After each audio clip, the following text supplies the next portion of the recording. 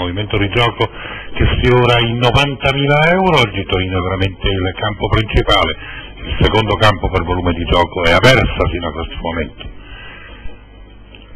In errore era in Ronco, in errore anche un altro paio di concorrenti.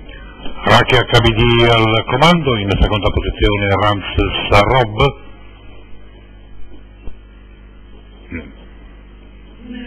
In errore anche Rania Power, in errore Ray Zamuro squalificato.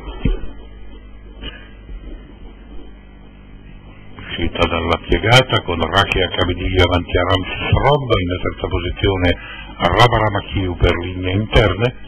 Poi a centropista prova a migliorare Riesling, intanto Ramses Rob ha assunto il comando dopo il quarto iniziale completato in 31,9. Davanti alle tribune migliora Roulette Car, Ramses Rob in vantaggio, Roulette Car in seconda posizione, in terza Raki HBD, poi per linee esterne il 13 di Ravine Subot, sempre all'avanguardia Ramses Rob in vantaggio, in seconda posizione Raki HBD con a lato Roulette Car, 31,2 secondo quarto, 18,9 la media per i primi 8, la squalifica per Rolex e K.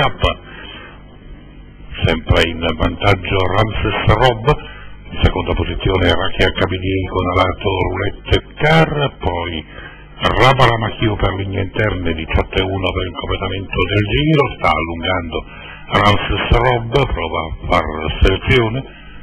Ramses Rob in chiara evidenza al suo inseguimento Raki HBD e Roulette Car in fuori, intanto la squalifica per la favorita Rania Power.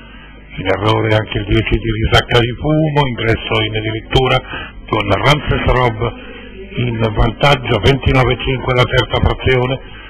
Ramses Rob continua al comando. Ramses Rob in vantaggio, in seconda posizione Raki HBD e calata Roulette Car.